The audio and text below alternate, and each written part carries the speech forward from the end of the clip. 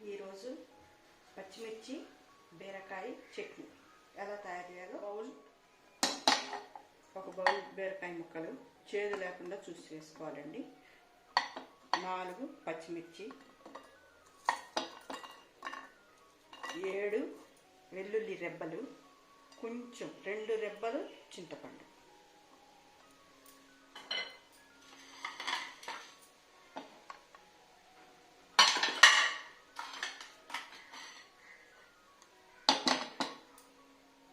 ఉప్పండి తగినంత ఉప్పు, పసుపు, పోపు దినుసులు మినపప్పు, జీలకర్ర,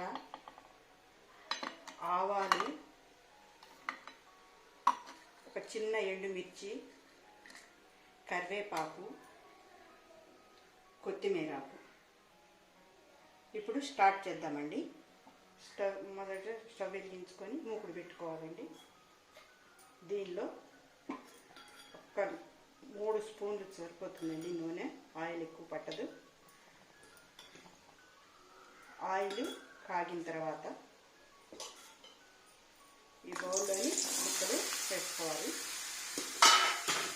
తర్వాత ఈ 4 పచ్చిమిరపకాయలు, నేను కారం తక్కువ తింటామండి, అందుకని తక్కువ కారం వేస్తాను. కొంచెం కారం తినగల వాళ్ళు ఇంకా 2 పచ్చిమిరపకాయలు వేసుకోవచ్చు. ఇది ఇలా వేగాలండి. దీనికి బౌలు మూత పెట్టుకోవాలండి, కవర్ అయ్యేటట్లు. ఒక 10 నిమిషాల్లో మగ్గిపోతాయండి. చూద్దామండి. ఇప్పుడు మగ్గిపోయాయి చూడండి. అలానే ఇది ఒక స్టవ్ ఆపేసేసుకుందాం. ఒక 10 నిమిషాలు చల్లారి పెట్టుకోవాలండి. చల్లారిపోయాయండి. మనం ఈ బీరకాయలోంచి పచ్చిమిర్చి,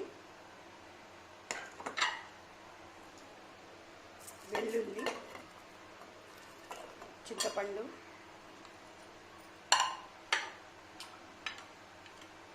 జీలకర్ర,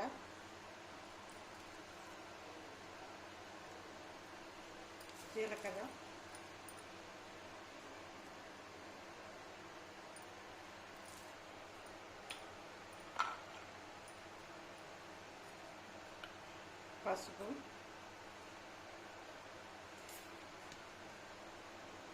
కొంచెం ముక్కల్లో కూడా వేసుకోవాలండి.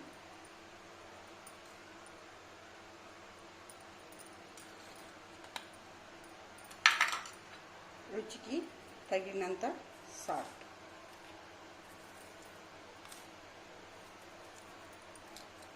ఇవి అన్నీ కలిపి మిక్సీ పట్టుకున్నామండి. ఇలా పేస్ట్గా పచ్చిమిర్చి వేసుకోవాలి. తర్వాత దానిలో ఈ చల్లార్చిన బీరకాయ ముక్కలు, దీన్ని కూడా కలిపి ఒకసారి గ్రైండ్ చేసుకోవాలండి.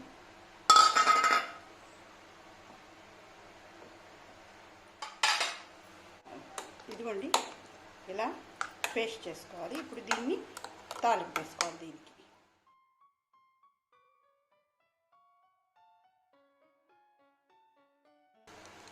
ఆయిల్ కాగిందండి. కాసిన మినపప్పు, కాసిన కొన్ని ఆవాలు, ఎండుమిర్చి, ఇవి వేగాలండి. ఈ మినపప్పు బ్రౌన్ కలర్లోకి రావాలి.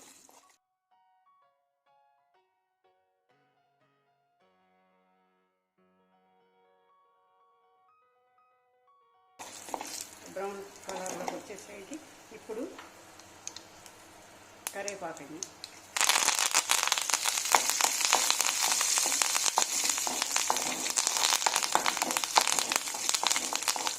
కరివేపాకు వేగిపోయిందండి. ఇప్పుడు మనం మిక్సీ చేసుకున్నటువంటి బీరకాయ, పచ్చిమిర్చి బీరకాయ మిక్సీ చేసుకున్నాం కదండి, అది ఈ తాలింపులో వేస్తాం.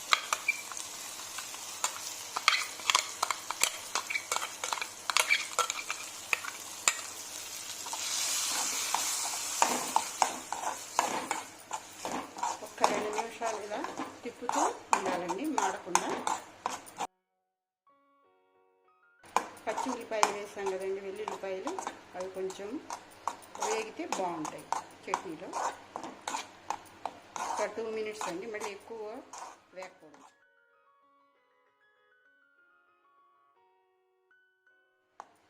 వేగిపోయిందండి.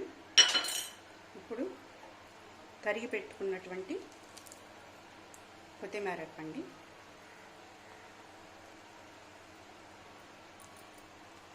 ఇది కూడా కొంచెం ఇందులో హాఫ్ మినిట్ కలుపుకోవాలండి.